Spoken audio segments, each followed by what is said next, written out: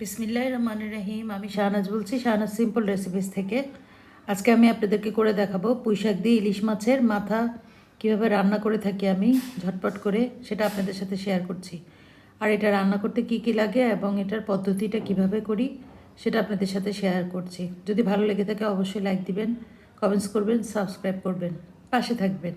তাহলে চলুন দেখে নিচ্ছি পুঁইশাক দিয়ে ইলিশ মাছের মাথা কিভাবে রান্না করি আমি।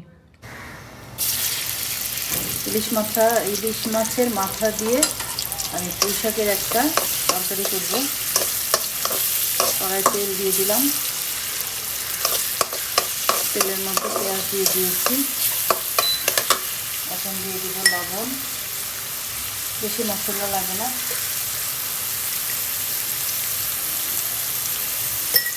দিয়ে দিচ্ছি কাঁচামরিচ, যে যেরকম ঝাল খান সেরকম ঝাল দিবেন। পানি দিয়ে দিলাম। এখন আমি একে একের মধ্যে মশলা দিয়ে দিচ্ছি। ধনিয়ার গুঁড়া, হলুদের গুঁড়ো,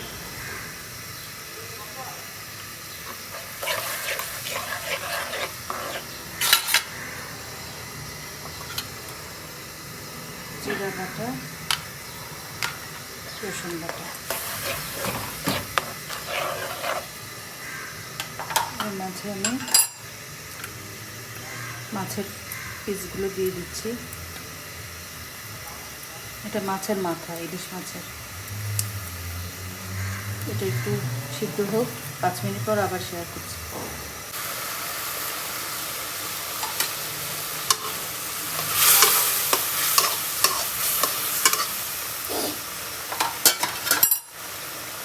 দিয়ে দিচ্ছি পুঁইশাক,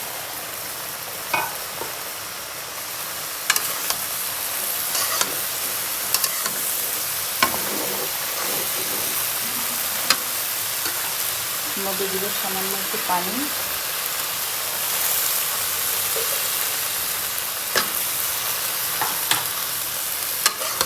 দশ মিনিট পরে আবার আপনাদের সাথে শেয়ার করছি।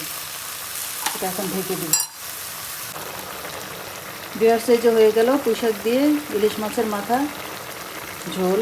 আপনাদের যদি ভালো লাগে অবশ্যই করে খাবেন, আমি আশা করছি ভালো লাগবে। এটা গরম গরম ভাত দিয়ে খেতে খুবই ভালো লাগে। তাহলে আজকে এই পর্যন্তই। আল্লাহ হাফেজ।